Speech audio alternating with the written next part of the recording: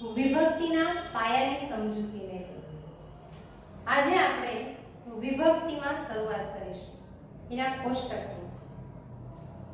વિભક્તિઓમાં સ્વરાંત અને વ્યંજનાંત એમ બે પ્રકારના છે. સ્વરાંત અને વ્યંજનાંતમાં આપણે જોઈએ તો જે નામ પદની પાછળ સ્વર આવતા હોય, જે નામ પદની પાછળ સ્વર આવતા હોય એને સ્વરાંત વિભક્તિ કહેવાય છે. ઉદાહરણ તરીકે દેવ. તો દેવ શબ્દ જે છે એને આપણે છૂટું પાડીએ તો દ પ્લસ દ ની અંદર સ્વર છે એ પ્લસ વ અને વ ની અંદર સ્વર છે અ. તો આ રીતે નામપદના છેલ્લા વર્ણની અંદર છેલ્લો વર્ણ જે હોય એ છેલ્લા વર્ણમાં જે સ્વર હોય એ સ્વર આધારિત એ સ્વરાંત વિભક્તિ કહેવાય છે. તો આ દેવ જે શબ્દ છે એ નામપદને આપણે અકારાંત એમ કહી શકીએ. બીજું ઉદાહરણ લઈએ, માલા. તો માલા શબ્દમાં મ પ્લસ આ પ્લસ લ અને છેલ્લે સ્વર આવે આ. તો આ જે છે માલા એમાં છેલ્લે સ્વર આવ્યો આ, તો માલા એ આકારાંત વિભક્તિ થાય. એને પણ સ્વરાંત કહેવાય કારણ કે છેલ્લે સ્વર આવે છે. એવી જ રીતે દરેક નામની પાછળ નામપદની પાછળ જે સ્વર આવતો હોય એ સ્વર પ્રમાણે એનું કોષ્ટક બને છે. એવી રીતે આપણે સ્વરાંત વિભક્તિઓ અકારાંત, આકારાંત, ઈકારાંત,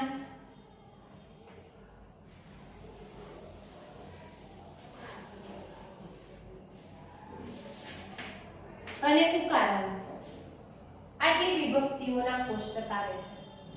એની અંદર પણ અકારાંતમાં દરેક સ્વરાંત અને વ્યંજનાંત જે વિભક્તિઓના કોષ્ટક છે એમાં ત્રણ લિંગ આવે: પુલ્લિંગ,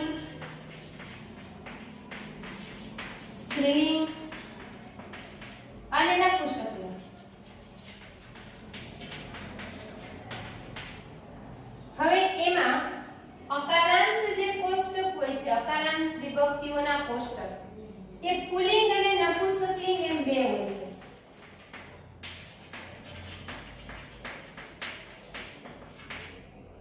અકારાંત વિભક્તિના કોષ્ટકની અંદર સ્ત્રીલિંગ હોતું નથી. અ એટલે પુલ્લિંગ અથવા નપુંસકલિંગ. આકારાંત વિભક્તિની અંદર સ્ત્રીલિંગ હોય છે. એમાં આકારાંત વિભક્તિનો કોષ્ટક સ્ત્રીલિંગનો જ હોય છે, પુલ્લિંગ અને નપુંસકલિંગ હોતું નથી. શાસ્ત્રાર્થ પ્રમાણે પહેલા એવું હતું કે છોકરાઓના નામ છે એ અકારાંત પ્રમાણે પડતા અને છોકરીઓના જે નામ છે એ આકારાંત પ્રમાણે પડતા. હજી પણ આપણે જોઈએ નામ, અમુક નામને આપણે જોઈએ તો છોકરાઓના જે નામ હોય છે એની પાછળ અકારાંત આવતું હોય છે. ઈકારાંત ઉકારાંત તો હોય જ છે, પણ આકારાંત ન આવતું હોય બને ત્યાં સુધી. સંજય, જનક, ધવલ જે કંઈ આપણે નામ બોલીએ છીએ એ નામની પાછળ અકારાંત આવતું હોય છે. આકારાંત તો હવે આપણે ફેશન પ્રમાણે નામ રાખતા હોઈએ છીએ તો એ નામ આધારિત આપણે હોય છે.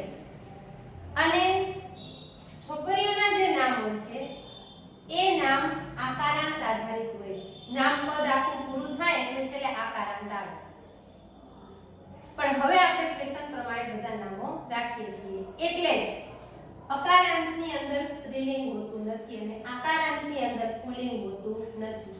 અ એટલે પુલ્લિંગ અને આ એટલે સ્ત્રીલિંગ. હવે આપણે જોઈએ ઈકારાંત. ઈકારાંતની અંદર પુલ્લિંગ પણ હોય છે અને સ્ત્રીલિંગનું કોષ્ટક પણ હોય છે. અને ઉકારાંતની અંદર પણ પુલ્લિંગનું કોષ્ટક હોય અને સ્ત્રીલિંગનું કોષ્ટક પણ હોય છે. તો આપણે સ્વરાંત વિભક્તિઓના કોષ્ટક શીખવાના છે. વ્યંજનાંત વિભક્તિઓના કોષ્ટક આવતા નથી. આપણા અભ્યાસક્રમની અંદર અકારાંતના બે કોષ્ટક, આકારાંતનું એક ઈકારાંતના 2 અને ઉકારાંતના 2, તો બધા મળી 7 કોષ્ટક આપણે તૈયાર કરવાના થશે. હવે વ્યંજનાંત વિભક્તિ કોને કહેવાય? તો કે જે નામપદની પાછળ વ્યંજન હોય. ઉદાહરણ તરીકે ભગવત.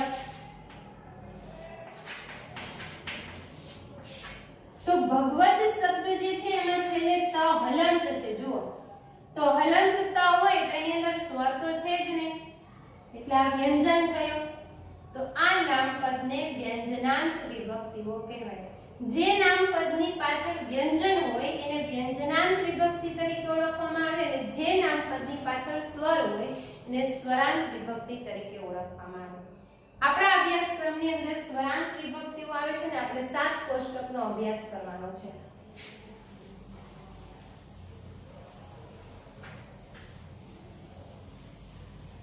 હવે એમાં પહેલા આપણે શીખીશું અકારાંતનું કોષ્ટક.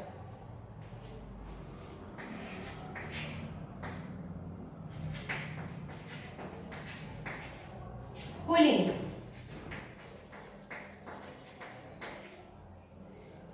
આપણે ધોરણ 8 થી એક જ નામનું કોષ્ટક યાદ રાખીએ છીએ, રામ. જે નામનું કોષ્ટક યાદ રાખતા હોય એ જ યાદ રાખવામાં આપણે સરળતા રહે. આજે પણ આપણે રામ નામપદ આધારિત આપણે વિભક્તિનું કોષ્ટક બનાવીશું. દેવ, બાલ એ બધા અકારાંત નામો જ કહેવાય, પણ આપણે રામ શબ્દ આધારિત આપણે વિભક્તિનું કોષ્ટક બનાવીશું. એમાં 3 લિંગ હોય છે, 3 વચન હોય છે. એક વચન,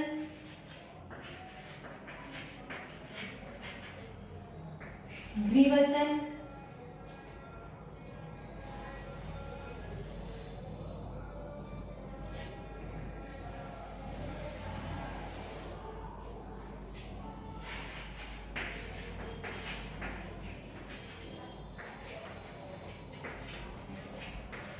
અને બહુવચન. આ રીતે 3 વચન હોય છે. હવે એમાં પ્રથમા વિભક્તિ આપણે જોઈએ.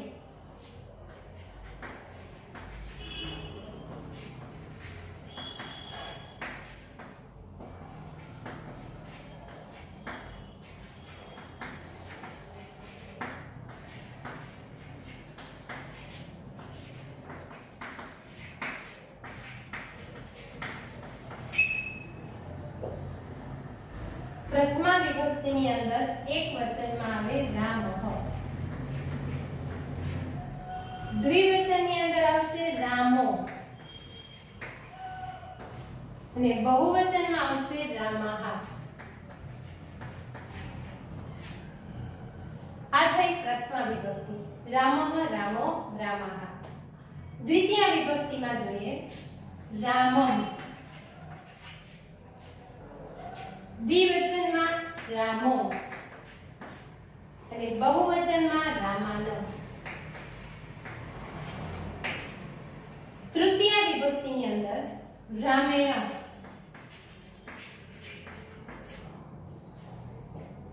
રામાભ્યામ અને રામેહી બહુવચન.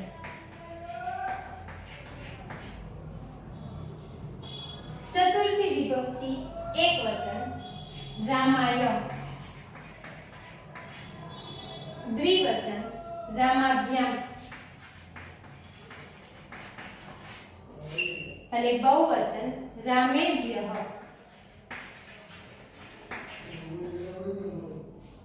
પંચમી વિભક્તિ એક વચન રામાત, રામાભ્યામ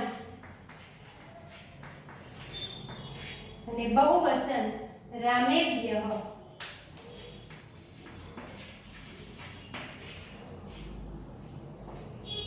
ષષ્ઠી વિભક્તિ એક વચન રામસ્ય, દ્વિવચન રામયોઃ, બહુવચન રામાણામ. સપ્તમી વિભક્તિ એક વચન રામે, દ્વિવચન રામયોઃ અને બહુવચન રામેષુ. તો આ થયું અકારાંત વિભક્તિનું કોષ્ટક. હવે કોઈ પણ નામ અકારાંતનું હોય તો એને આપણે રામ પ્રમાણે જ કોષ્ટક બનાવી શકીએ. આપણે બનાવવાના નથી, આપણે ઓળખવાના પૂછે છે, અથવા તો વિભક્તિ નો પ્રશ્ન આપેલો હોય ને એના આધારિત આપણે નામ ઓળખવાનું હોય છે. અહીંયા આપણે દેવના રૂપ બનાવવા હોય તો દેવઃ દેવઃ દેવો દેવાઃ દેવં દેવો દેવાન દેવેન દેવાભ્યામ દેવૈહિ દેવાય દેવાભ્યામ દેવેભ્યઃ દેવાત દેવાભ્યામ દેવેભ્યઃ દેવસ્ય દેવયોઃ દેવાનામ દેવે દેવયોઃ દેવેષુ. અને સંબોધન છે એ પ્રથમા વિભક્તિ પ્રમાણે જ હોય. હે રામ હે રામો હે રામઃ. બાલના રૂપ બનાવો. બાલ તો યકારાંત જ છે તો બાલઃ બાલો બાલા બાલમ બાલો બાલાન બાલેન બાલાભ્યામ બાલેહિ બાલાય બાલાભ્યામ બાલેભ્યઃ બાલાત બાલાભ્યામ બાલેભ્યઃ બાલસ્ય બાલયોઃ બાલાનામ બાલે બાલયોઃ બાલેષુ. રાક્ષસ અકારાંત છે, રાક્ષસના રૂપ પણ આ જ રીતે બનશે. કોઈ પણ નામ પદની પાછળ અકારાંત સ્વર આવે તો એ નામનું કોષ્ટક રામ આધારિત બનશે. હવે આને આપણે ગુજરાતી જોઈ લઈએ. જે આપણે ગુજરાતીના પ્રત્યય યાદ રાખેલા હતા તો અહીંયા આવે રામ, બે રામ અને ઘણા બધા રામ, બહુવચન છે. ગુજરાતીનો પ્રત્યય અહીંયા હતો ને, અહીંયા હતો થી થકી વડે દ્વારા, ચતુર્થીમાં માટે કાજે વાસ્તે કરતા, પંચમીમાં થી પરથી માંથી, ષષ્ઠીમાં નોની નુના અને સપ્તમીમાં મા પર ઉપર અંદર. તો અહીંયા આવે રામને, બે રામને, ઘણા બધા રામને. રામ વડે, બે રામ વડે, ઘણા બધા રામ વડે. રામ માટે, બે રામ માટે અને ઘણા બધા રામ માટે. રામમાંથી, બે રામમાંથી અને ઘણા બધા રામમાંથી. રામનું, બે રામનું અને ઘણા બધા રામનું. રામમાં, બે રામમાં અને ઘણા બધા રામમાં. તો આ રીતે ગુજરાતી શબ્દ બને. હવે આને આપણે સરળ ટ્રીક પ્રમાણે યાદ રાખી લઈએ. આપણે યાદ રાખીશું તૃતીયા વિભક્તિ. પ્રથમા વિભક્તિ આપણે જેમ આમ આપેલી છે એમ પાકી કરી લેવાની કે રામ રામો રામા. અને આમ પણ આપણે હવે તો આવડી જ ગઈ હોય કારણ કે ધોરણ 8 માં પણ ભણી ગયા અને 9 માં પણ ભણી ગયા. એટલે રામ રામો રામા એ પ્રથમા વિભક્તિ છે. દ્વિતીય વિભક્તિની અંદર યાદ રાખવાનું છે કે દ્વિતીય વિભક્તિ એકવચન મૂળ નામ પછી હલંત મ હશે. મૂળ નામ પછી હલંત મ એટલે દ્વિતીય વિભક્તિ એકવચન. અને મૂળ નામ પછી હલંત ન હોય એટલે દ્વિતીય વિભક્તિ બહુવચન થાય.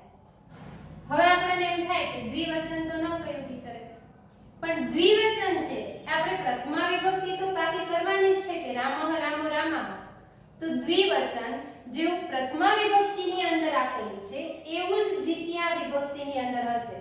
દરેક કોષ્ટકની અંદર પ્રથમા વિભક્તિમાં જેવું હશે એવું જ દ્વિતીય વિભક્તિનું દ્વિવચન આપેલું હશે. તો પ્રથમા વિભક્તિનું આપણને આવડે તો દ્વિતીય વિભક્તિનું આવડે જ. હવે આપણે જોવાનું છે તૃતીય વિભક્તિથી સૂત્ર. સૂત્ર પ્રમાણે આપણે યાદ રાખીશું. સૂત્ર ક્યાંય વ્યાકરણના નિયમની અંદર છે નહીં, પણ આપણે એને સરળતાથી યાદ રાખી શકીએ એટલા માટે આપણે બનાવેલા છે. નિયમમાં ક્યાંય નથી એટલે કે આપણે ગોતવાનું નથી કે પાણીનીના અષ્ટાધ્યાયીમાં ક્યાંય સૂત્ર આપેલા છે તો એ સૂત્ર એને સૂત્ર શૈલીથી જ લખેલું છે, પણ વિભક્તિને યાદ રાખવા માટે સૂત્ર નથી આપેલું. આપણે બનાવીને યાદ રાખીશું તૃતીય વિભક્તિથી. તૃતીય વિભક્તિથી એકવચનનું સૂત્ર. એકવચનનું સૂત્ર આવશે હણ ય ત સ્ય એ. હણ ય ત સ્ય એ. સાવ સરળતાથી આપણને એક શબ્દ જેટલું છે એટલે યાદ રહી જાય. આપણે એમ પાકું કર્યા કરીએ કે હણ ય ત સ્ય એ. અકારાંત એકવચન હણ ય ત સ્ય એ. અકારાંત એકવચન હણ ય તસ્ય એ એટલે આપણને અકારાંત એકવચનનું કોષ્ટક યાદ રહે છે. હણ ય તસ્ય એ. હવે આપણને પરીક્ષામાં એમ પૂછાય કે તૃતીય વિભક્તિ એકવચનનું નામપદ ઓળખાવો. તો આપણે શું ગોતવાનું રહે? હણ જ. પેલા આપણે અકારાંત પ્રમાણે ગોતીએ હણ, પછી ન મળે તો આકારાંત પ્રમાણે ગોતીએ, પછી ઈકારાંત પ્રમાણે ગોતીએ. પહેલા આપણે અકારાંત પ્રમાણે જ ગોતવાનું રહે. પછી જો એમ પૂછે કે ષષ્ઠી વિભક્તિ એકવચનનું રૂપ ઓળખાવો, તો ષષ્ઠી વિભક્તિમાં આપણે યાદ કરીએ શું આવે તો કે તૃતીય હણ, ચતુર્થી ય, પંચમી ત અને ષષ્ઠીમાં આવે સ્ય. તો નામપદની પાછળ સ્ય હોય એ એનો જવાબ કહેવાય. આ રીતે આપણે સરળતાથી જવાબ મળી જાય એટલે આપણે આ સરળ ટ્રીક પ્રમાણે યાદ રાખેલું છે હણ ય તસ્ય એ. હવે તમે પણ એક વખત આંખો બંધ કરી અને મનમાં બોલી જુઓ કે હણ ય તસ્ય એ. આવડી ગયું. આપણે રોજ એક વખત બોલી જાય એટલે આપણને કોષ્ટક યાદ રહી જશે. પણ જો તમે આ રીતે આખું પાકું કરશો આડું, તો યાદ રાખવું થોડું અઘરું પડશે અને જવાબ જ્યારે ગોતવાનો થાય ત્યારે પણ આપણને થોડું અઘરું પડે. આખું કોષ્ટક યાદ કરવું પડે. આ તો એમ પૂછે કે સપ્તમી વિભક્તિ એકવચન ગોતો, તો એકવચનનું સૂત્ર જ આપણે યાદ કરવું પડે. ઓલું તો શું થાય કે આપણે આખું કોષ્ટક યાદ કરવું પડે. ઓલું એકવચનનું સૂત્ર જ આપણે યાદ કરીએ કે હણ ય તસ્ય એ. એ એટલે સપ્તમી, એટલે નામની પાછળ એ પ્રત્યય હોય એ ગોતવાનો. પરીક્ષાની અંદર આપણને કઈ રીતે પૂછાય? ઉદાહરણ તરીકે એમ આપેલું હોય, અહીંયા હું ગુજરાતીમાં સૂચના લખું છું, એ સૂચના તમારે સંસ્કૃતમાં લખાયેલી હોય કે ચતુર્થી વિભક્તિ એકવચન રૂપ ઓળખાવો. 3 ઓપ્શન આપેલા હોય.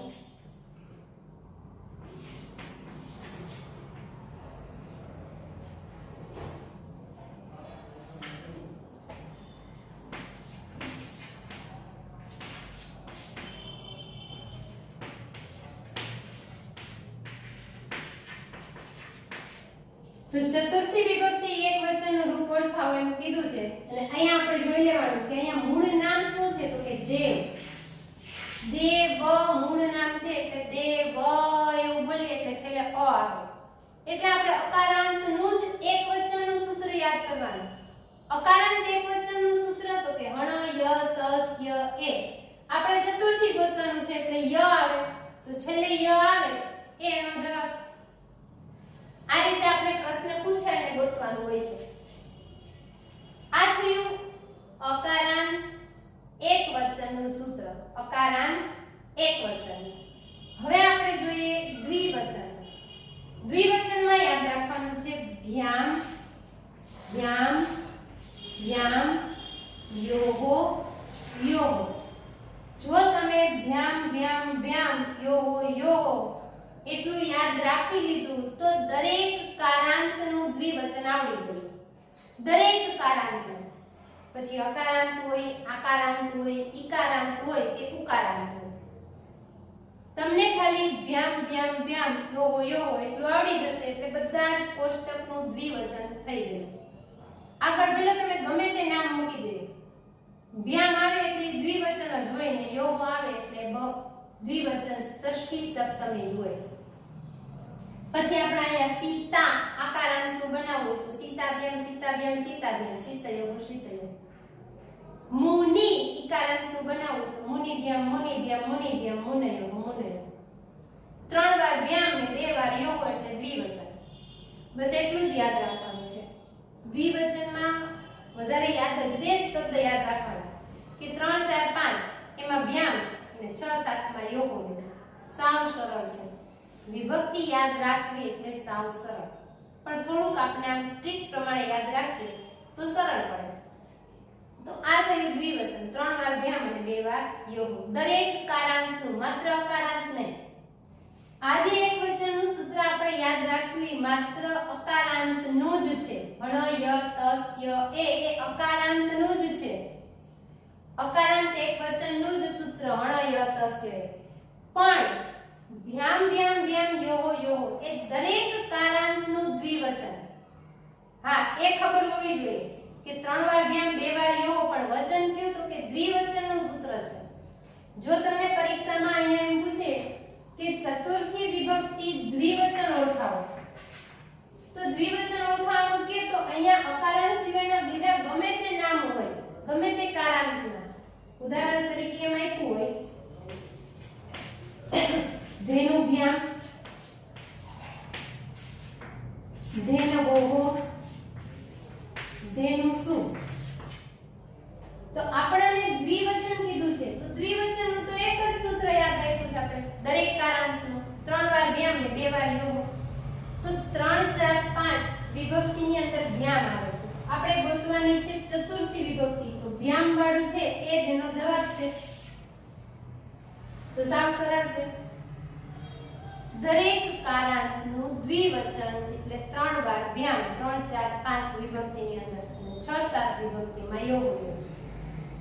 હવે જોઈએ આપણે બહુવચન. તૃતીયા વિભક્તિથી જે સૂત્ર બનાવેલા છે તૃતીયા વિભક્તિથી જ બનાવેલા છે. પ્રથમા દ્વિતીયાને પ્રથમા આપણે પાકું કરવાનું છે ને દ્વિતીયામાં યાદ રાખવાનું છે મન. દ્વિતીય વિભક્તિમાં યાદ રાખવાનું મન. દ્વિવચન પ્રથમા વિભક્તિ પ્રમાણે મન પણ કેવું અડધું, આખું નહીં, અડધું મન. અડધું મન એટલે મય અડધો ને નય અડધો એ રીતે આપણે યાદ રાખવું. દ્વિવચનનો શબ્દ શું યાદ રાખશું? મન. દ્વિવચનમાં શું આવશે? મન. મન એ પણ કેવું અડધું. આ રીતે આપણે યાદ રાખશું રમત કરતા કરતા તો વ્યાકરણ છે ને એ સાવ સરળ બની જશે. મ પણ અડધો અને ન પણ અડધો અકારાંતની અંદર. હવે જોઈએ આપણે બહુવચન તૃતીયા વિભક્તિ. તો એમાં આવશે એહિ, ભ્યઃ, યઃ, નામ, સુ. એહિ એટલે આ રીતે. એહિ એટલે આમ નહીં હોય, એહિ આમ નહીં હોય. તમારે એનું ચિહ્ન યાદ રાખવાનું છે. ઉપર એ અને બાજુમાં વિસર્ગ. એ જે વિસર્ગ છે ને એનો ઉચ્ચાર થાય હી. એહિ. એ એટલે ઉપર બે માત્રા એ અને વિસર્ગને ઉચ્ચાર થાય હી. એ પછી જ્યારે વિસર્ગ આપ્યો હોય ને એનો હી ઉચ્ચાર થાય એહિ. એટલા માટે એહિ ભ્યઃ ભ્યઃ નામસુ. એહિ ભ્યઃ ભ્યઃ નામસુ અકારાંત બહુવચનનું સૂત્ર એહિ ભ્યઃ ભ્યઃ નામસુ. હવે આપણે જો આ સૂત્ર યાદ રાખી લીધું એહિ ભ્યઃ ભ્યઃ નામસુ તો દરેક કારાંતનું બહુવચન પણ આવડી ગયું. જો તમને પરીક્ષાની અંદર એમ પૂછે અહીંયા દ્વિવચનની જગ્યાએ પૂછે કે બહુવચન, તમે અહીંયા બહુવચન સપ્તમી વિભક્તિનું રૂપ ઓળખાવો. બહુવચન સપ્તમી વિભક્તિનું તો સપ્તમી વિભક્તિમાં શું આવે? શું. તો આમાં જે સુ પ્રત્યય હોય એ એનો જવાબ. દરેક કારાંતમાં દરેક આપણે આકારાંતનું લખ્યું કોષ્ટક પણ બધા જ કોષ્ટકની અંદર બહુવચન પણ સરખું જ આવે છે. પણ આપણે ક્યારે ખબર પડે? જ્યારે આપણે સૂત્ર પ્રમાણે જોઈએ ને તો. જો આપણે આમ જ કોષ્ટક પાકું કર્યા કરીએ તો આપણને ખબર જ ન પડે કે ક્યાં સરખું આવે છે તો આપણે એ રીતે પાકું કરીએ, બધું જ પાકું કરી નાખીએ. પણ એ નથી જોતા કે જ્યાં સરખું આવે છે ત્યાં આપણે એક જ યાદ રાખીએ. શું કામ બધું કોષ્ટક પાકા કરીને યાદ રાખીએ? સરળ ટ્રીકથી જો યાદ રાખવામાં આવે તો ગુજરાતી વાક્યનું સંસ્કૃત બનાવવું ને એ પણ સાવ સરળ બની જાય. એહિ ભ્યઃ ભ્યઃ નામસુ. પણ એહિ જે છે એ માત્ર અકારાંતમાં જ આવશે. બાકી બધા કારાંતની અંદર આવશે ભિહિ. પણ એ આપણે જ્યારે આગળ બીજા કારાંતનું કોષ્ટક જોશું ત્યારે શીખીશું. અત્યારે તમે અકારાંત બહુવચનનું સૂત્ર એ રીતે પાકું કરી લો કે અકારાંત બહુવચનનું સૂત્ર એહિ ભ્યઃ ભ્યઃ નામસુ. પછી અહીંયા હણની જગ્યાએ ન પણ લો. નામે હોય અને ઘણીવાર નામ પણ હોય. એહિ ભ્યઃ ભ્યઃ નામસુ.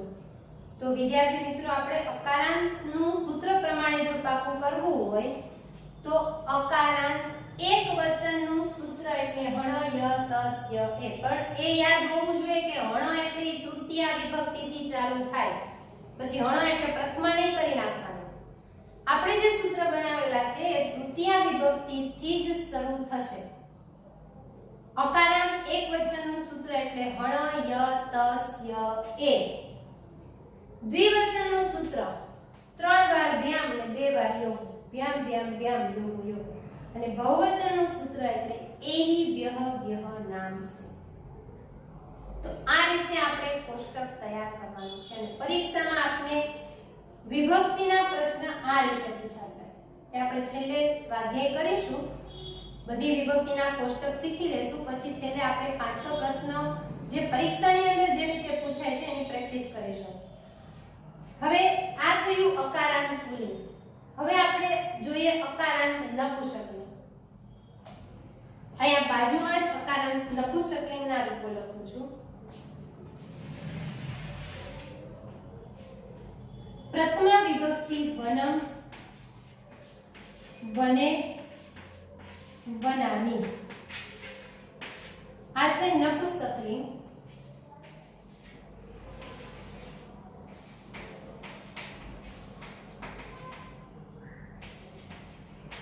અકારાંત નપુંસકલિંગ એનું એકવચન, દ્વિવચન અને બહુવચન. આ થઈ એની પહેલી વિભક્તિ. બીજી વિભક્તિ એમાં પણ વનમ, વને, વનાની. હવે આવશે તૃતીય વિભક્તિ. વનેન, વનાભ્યામ, વનેહિ. ચતુર્થી વિભક્તિની અંદર વનાય, વનાભ્યામ, વનેભ્યઃ. પંચમી વિભક્તિમાં આવશે વનાત, વનાભ્યામ, વનેભ્યઃ. ષષ્ઠી વિભક્તિની અંદર આવશે વનસ્ય, વનયોગો, વનાના. અને સપ્તમી વિભક્તિમાં આવશે વને, વનયોગો, વનેસુ. હવે વિદ્યાર્થી મિત્રો, અકારાંત નપુંસકલિંગની અંદર પણ તમારે પ્રથમા દ્વિતીયા જ યાદ રાખવાનું છે. વનમ, વને, વનાની, વનમ, વને, વનાની. તૃતીય વિભક્તિથી તો પુલ્લિંગ પ્રમાણે છે, તો પુલ્લિંગનું જે સૂત્ર આપણે તૈયાર કર્યું એ જ સૂત્ર આમાં પણ આવશે. હળની જગ્યાએ ઘણીવાર ન પણ આવશે, એટલે હળ અથવા ન આ બે તમારે યાદ રાખવાનું છે. હળની જગ્યાએ ઘણીવાર ન પણ આવશે. હળ છે મૂળ તો ન જ આવે છે પ્રત્યય, પણ હળ છે એ સંધિના નિયમ પ્રમાણે આવે છે. સંધિના નિયમ પ્રમાણે ઘણીવાર શબ્દની અંદર હળ થઈ જાય છે, એટલે આપણે હણ અને ન એ બંને યાદ રાખીશું. હણ અથવા ન, ય, ત, સ્ય, એ. એટલે અહીંયા છે હણ અથવા તો ન, ય, ત, સ્ય, એ. દ્વિવચનમાં ભ્યામ, ભ્યામ, ભ્યામ, યોગો, યોગો. બહુવચનમાં એહી, ભ્યઃ, ભ્યઃ, નામ, સુ. નામ, સુ. નામ પણ આવે અને નામ પણ આવે. અહીંયા પણ સંધિના નિયમ પ્રમાણે હણ ઘણીવાર થઈ જાય છે, એટલે આપણે નામ અથવા નામ બેમાંથી ગમે તે આવી શકે. તો આ થયું અકારાંતનું સૂત્ર. પછી પુલ્લિંગનું હોય કે નપુંસકલિંગનું હોય. તો વિદ્યાર્થી મિત્રો, સૂત્ર શૈલી પ્રમાણે, સૂત્ર પ્રમાણે, પાણીનું સૂત્ર નહીં, આપણે બનાવ્યું પોતાનું સૂત્ર પ્રમાણે આ વિભક્તિનું કોષ્ટક યાદ રાખવું એટલે સાવ સરળ છે. આપણે બીજું કોષ્ટક ભણીએ પહેલા આ પહેલા કોષ્ટકના સૂત્ર આપણને યાદ રહી જવા જોઈએ. કંટાળો આવતો હોય ને બેઠા હોય ત્યારે ભૂલી જવાનું કે અકારાંત એકવચનનું સૂત્ર એટલે વણ, ય, ત, સ્ય, એ યાદ કરતું જવાનું, એટલે ભૂલાય જ નહીં. 10મું પૂરું થઈ જશે ને તો એ સૂત્ર નહીં ભૂલાય. દ્વિવચનનું તો કે ભ્યામ, ભ્યામ, ભ્યામ, યોગો, યોગો. અને બહુવચનનું સૂત્ર એટલે એહી, વ્યઃ, વ્યઃ, નામ, સુ. અને પ્રથમા દ્વિતીયા વિભક્તિ આપણે પ્રથમા વિભક્તિ યાદ રાખવાની છે. રામઃ, રામો, રામઃ. પછી ભલે અકારાંતનું ગમે તે નામ હોય, દેવઃ, દેવો, દેવાઃ, બાલઃ, બાલો, બાલાઃ, એ રીતે. અને દ્વિવચનમાં યાદ રાખવાનું છે મન અડધું. મન અડધું એટલે મ પણ અડધો અને ન પણ અડધો. મ એકવચનમાં અને ન છે બહુવચનમાં.